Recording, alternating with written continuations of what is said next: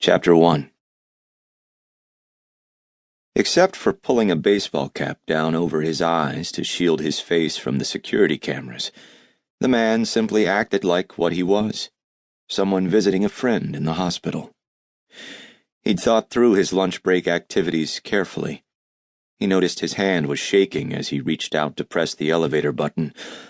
The first floor of the Baptist Memorial Hospital in Columbus, Mississippi was busy, but the third floor, where his intended victim lay in a bed, was as quiet as he'd hoped it would be. He'd timed his visit around the lunch hour, hoping the staff would be limited. He also knew the patient's wife left at noon every day to help out at the diner they owned. Though the man had committed a few minor crimes, he'd never killed anyone before. Now, he was about to murder an old friend. Only an hour earlier, he'd been ordering truck parts for the mechanic shop where he was gainfully employed. His friend, a partner in a long-ago theft, had been stricken with dementia and had taken to bragging about their heist to anyone who would listen. The secret that had been bottled up inside both of them for 30 years was now pouring out of his old partner with no regard for, or understanding of, the consequences. His friend couldn't remember his own daughter's name, but he could recall the events of that night with extraordinary clarity. The way the man saw it, he didn't have any choice. Sooner or later, his old pal would say something to someone who would start asking questions and connecting the dots. Hopefully, he hadn't already run his mouth to the wrong person. 30 years ago, they'd both been young working-class men looking to make a big hit and quietly change their lives. Though not foolish enough to rob a bank or smart enough to embezzle money, they'd had an idea that lured them across the line and into the criminal world. When they added up the pros and cons and weighed the risks, their final analysis had come down in favor of committing the crime. The men felt like they'd been given a gift. Their loud-mouthed neighbor had talked all the time about the value of the Native American artifacts at the Jones Archaeological Museum in Moundville, Alabama, where he served as part-time curator.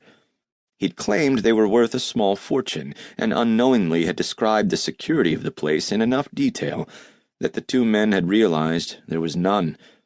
For 2 months, they'd drunk beer, played poker with the man, and listened to him describe everything. According to their poker buddy, the museum's main visitors were occasional busloads of 6th-grade students on field trips. The 300 or so acres of property where the museum was located were very rural and bordered the Black Warrior River, which provided the perfect late-night entry point. The archaeological site held 26 ceremonial mounds, including a huge pyramid-shaped one that was almost 60 feet high. More important, inside the small building were hundreds of irreplaceable artifacts that could be sold on the black market for cash. They knew there were collectors of Native American artifacts who would pay, but they would have to be careful. Sell to the wrong person, someone who would eventually have to show it off, and it could get them caught. They knew how to steal the artifacts, and they would determine how to sell them later. They hatched a plan that began with stealing a key from their passed-out drunk friend one night and having a duplicate made. Then, a few nights later, they stole as many artifacts as they could in one haul. They'd planned to make a second trip that same night, but a flat tire on their borrowed van had slowed them down. It was just as well.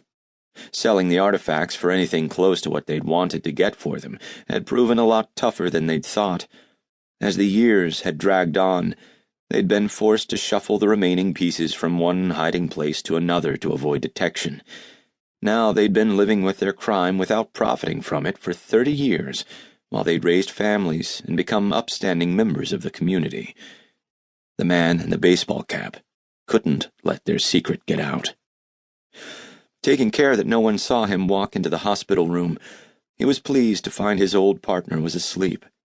The television was playing a rerun of The Price is Right, and the remote speaker lay next to his friend's ear. He looked just like he always had, but the man had witnessed his increasingly talkative friend's mental deterioration during previous visits to his home. Now he was battling pneumonia in the hospital,